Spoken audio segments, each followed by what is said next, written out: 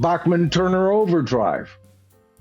My God, no Bachman Turner Overdrive. And by the way, this whole article is piggybacked on a article by Burton Cummings. He just announced he doesn't give a flying fig. That's what I meant to say. Whether the Guess Who is ever in the Rock and Roll Hall of Fame, because they're on this list too. All right, Randy Bachman being turned down twice when he should have two Rock and Roll Hall of Fame nominations. Right? Absolutely crazy, absolutely insane. Bad Company. Now they're being mentioned. They're not in yet. Looks like they may have a chance this year.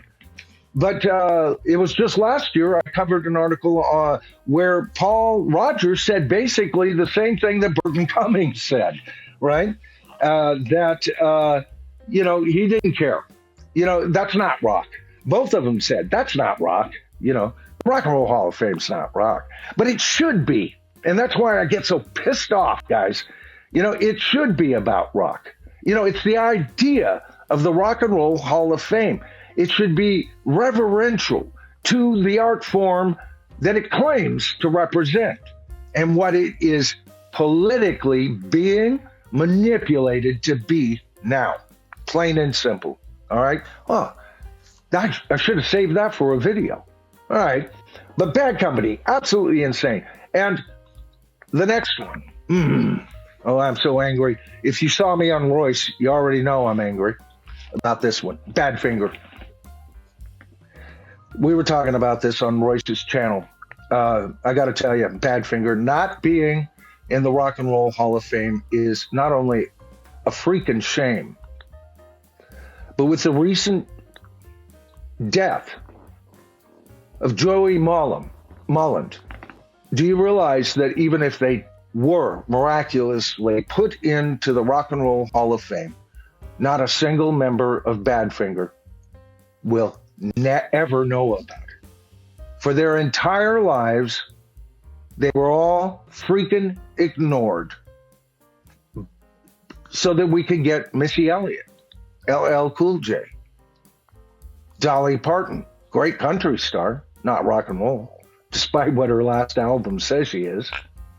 Willie Nelson. I'm a fan of Dolly and Willie. And Willie is very rock and roll in his attitude.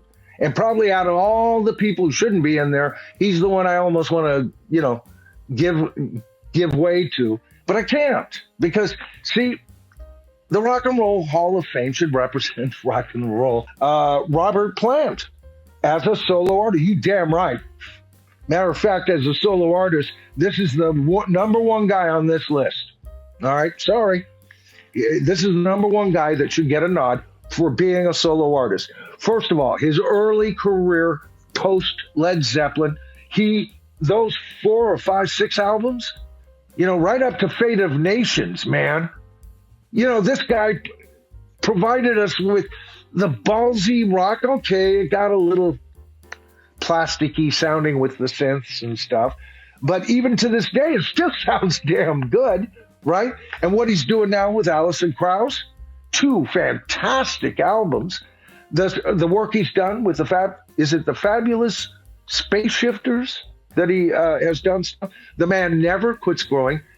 I think it is a vast sin on the part of the Rock and Roll Nominating Committee not to have made him nominable years before. Years before. Just his immediate Led Zeppelin, post-Led Zeppelin career right there would make him eligible for the Rock and Roll Hall of Fame. He was successful. One of the hottest artists out. Dan and I had a great conversation. We were talking about, what was it? The connection between Spirit and JoJo Gunn. And, I also I'll get to you here in a second, Richard. Because I said I wanted to do a video on JoJo Gunn, and I mentioned Spirit because there's a connection with that. We won't go into it right now, but he said, and he even did work for Spirit and everything. So I'd love to do something like that. Now, a brand new member, Richard, I'm going to get your name right. Mueller, you're right. Richard Mueller, is a new tribal elder. And I got your comment over on the members only video, Richard. Richard concurred with me. Man, when he got that first album, just JoJo Gunn by JoJo Gunn, he would play it all the time. I've never quit playing it. If I'm in the truck, if I'm not playing Zeppelin, or I usually don't play the Beatles when I'm in the truck. I like to sit down and listen to the Beatles.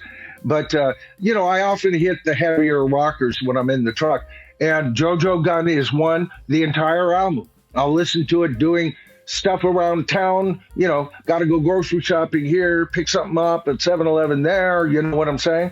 And by the time I get back home, the album's done. It's wonderful. It's got some great stuff. Shake That Fat, 99 Days, and my favorite, Academy Award, Babylon, some of the greatest songs on that album.